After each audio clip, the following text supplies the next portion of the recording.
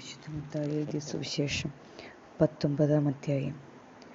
ബറഖ്മോർ ഈ വചനങ്ങൾ പറഞ്ഞവസാനിപ്പിച്ച ശേഷം യേശു ഗലീലയിൽ നിന്നും പുറപ്പെട്ട് യോർദാനക്കരെ യഹൂദിയ അതിർത്തിയിൽ വന്നു.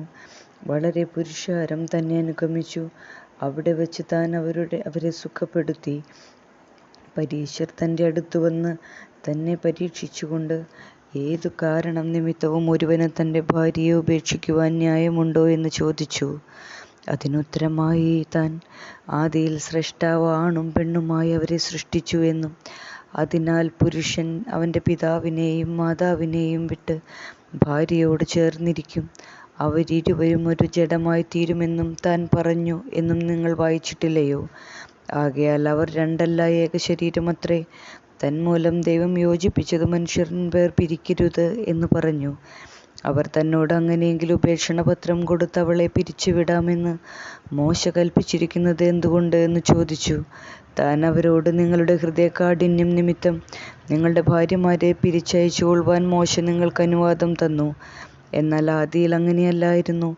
ഞാനോ നിങ്ങളോട് പറയുന്നു, വ്യഭിചാരം നിമിത്തമല്ലാതെ തൻ്റെ ഭാര്യയെ ഉപേക്ഷിച്ച് മറ്റൊരുവളെ സ്വീകരിക്കുന്നവൻ ചെയ്യുന്നത് വ്യഭിചാരമത്രേ. ഉപേക്ഷിക്കപ്പെട്ടവളെ പരിഗ്രഹിക്കുന്നവനും വ്യഭിചരിക്കുകയത്രേ എന്നു പറഞ്ഞു.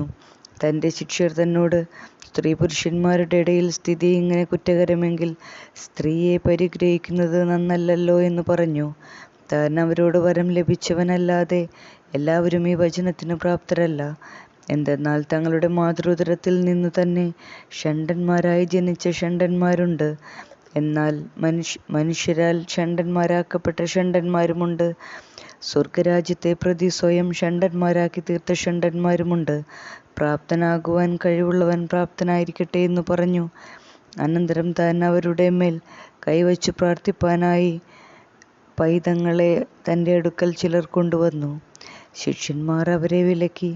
യേശുവാകട്ടെ അവരോട്, പൈതങ്ങൾ എൻ്റെ അടുക്കൽ വരുവാൻ സമ്മതിപ്പിൻ, നിങ്ങൾ അവരെ വിലക്കരുത്. എന്തെന്നാൽ ഇവരെ പോലെയുള്ളവരുടേതാകുന്നു സ്വർഗരാജ്യം എന്ന് പറഞ്ഞു. താൻ അവരുടെ മേൽ കൈവച്ചു. പിന്നീട് അവിടെ നിന്ന് പോകുകയും ചെയ്തു.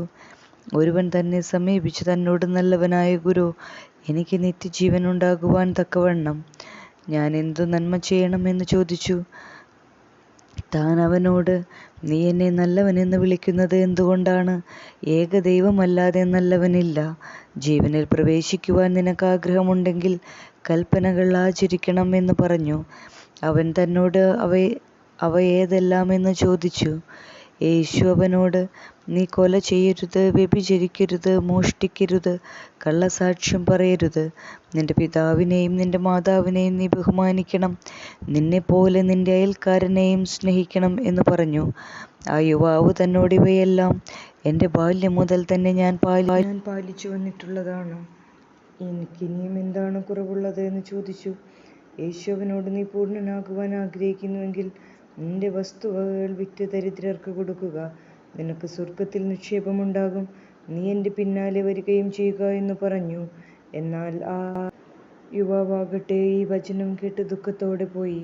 എന്തെന്നാൽ അവന് വളരെ സമ്പത്തുണ്ടായിരുന്നു. യേശു തൻ്റെ ശിഷ്യരോട്, ധനവാൻ സ്വർഗരാജ്യത്തിലേക്ക് കടക്കുന്നത് പ്രയാസം എന്ന് ഞാൻ നിങ്ങളോട് പറയുന്നു.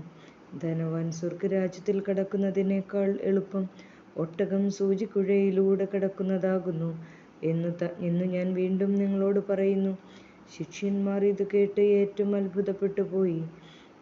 എങ്കിൽ ആർക്ക് ഗ്രഹിപ്പാൻ കഴിയും എന്ന് ചോദിച്ചു.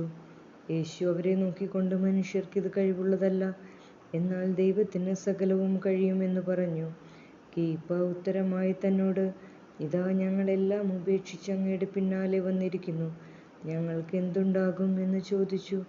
യേശു അവരോട്, എൻ്റെ പിന്നാലെ വന്നിരിക്കുന്ന നിങ്ങളും മനുഷ്യപുത്രൻ പുതിയ ലോകത്തിൽ തൻ്റെ മഹത്വ സിംഹാസനത്തിൽ ഇരിക്കുമ്പോൾ നിങ്ങളും സിംഹാസനങ്ങളിൽ ഇരുന്ന് ഇസ്രായേലിൻ്റെ 12 ഗോത്രങ്ങളെ വിധിക്കും എന്ന് സത്യമായി ഞാൻ നിങ്ങളോട് പറയുന്നു.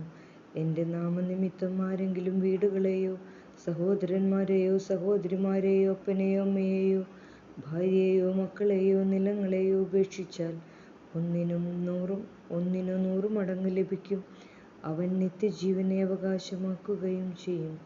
അനേകം മുമ്പന്മാർ പിമ്പന്മാരായും പിമ്പന്മാർ മുമ്പന്മാരായും ഭവിക്കും എന്ന് പറഞ്ഞു. ദൈവമേ, സകലയ്ക്ക് യോഗ്യമാകുന്നു. ബാറക്കുമോർ.